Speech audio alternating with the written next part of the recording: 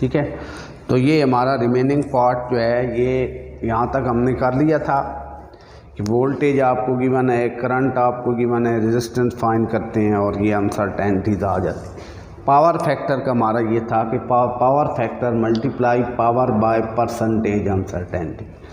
एक हमारे पास स्फीयर है और हमें पता है कि स्फीयर का बेटा ये वैल्यूम होता। अब आर की वैल्यू ये गिवन है, ये आर की एब्सोल्यूट अनसर्टेनिटी है, ये आर की एब्सोल्यूट अनसर्टेनिटी है। इससे एब्सोल्यूट अनसर्टेनिटी से आप परसेंटेज अनसर्टेनिटी आर में फाइंड कर सकते हो, वो ये आएगी 0.4%। इस परसेंटेज अनसर्टेनिटी को 3 से मल्टीप्लाई करेंगे तो वो वॉल्यूम की अनसर्टेनिटी होती है कि आप पावर फैक्टर में मल्टीप्लाई करते हो अनसर्टेनिटी को by that number which is power वाले नंबर से आप उसको मल्टीप्लाई जो है वो कर सकते हैं। तो ये आपका जो है वो वॉल्यूम आ जाता है। Now we come to the next हमारा है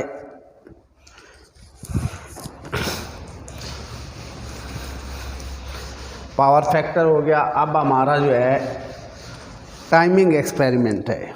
now we are going to the point number 4, that is timing experiment.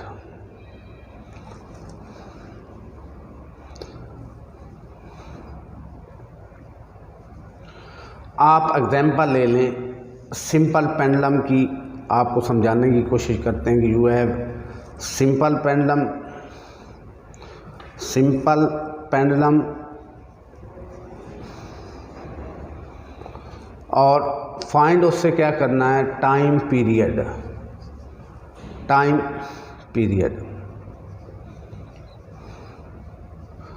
और आप यूज़ कर रहे हैं, जो इंस्ट्रूमेंट आप यूज़ कर रहे हैं that is stop watch. Stop watch का जो लीस्ट काउंट है वो 0.1 सेकेंड है। अब इसमें अनसर्टेनिटी कैसे फाइंड करनी है, ठीक है ना। टाइमिंग एक्सपेरिमेंट की एरर या अनसर्टेनिटी भी बेटा एरर ही होती, इसकी अनसर्टेनिटी कैसे फाइंड करती है, ठीक है। आपने 30 वाइब्रेशन लिए सिंपल पेंडुलम के, उसका टाइम पीरियड है 54.6 सेकेंड। आप 1 वाइब्रेशन का टाइम जब लेंगे तो वो आपका टाइम टी होगा 56.6/30। इसको काउंट कर लेते हैं,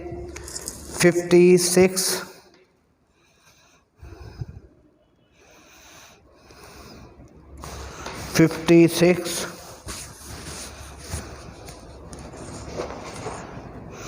ये जी 54.6 डिवाइडेड बाय 30,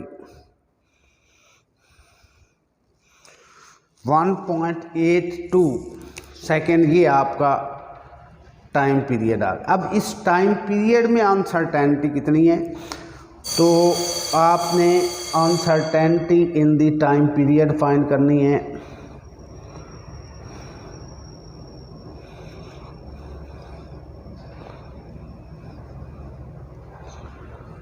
आप डिवाइड करते हो लीस्ट काउंट को, बड़ा इंपॉर्टेंट पॉइंट है, ओवर नंबर ऑफ वाइब्रेशन पे। नंबर ऑफ वाइब्रेशन जो आपने सिंपल पेंडुलम के जरिए टाइम पीरियड फाइंड किया है उससे फाइंड करते हो लीस्ट काउंट 0.1 और इसको 30 पे डिवाइड कर दो, you will get number of vibrations. तो 0.1 डिवाइडेड बाय 30,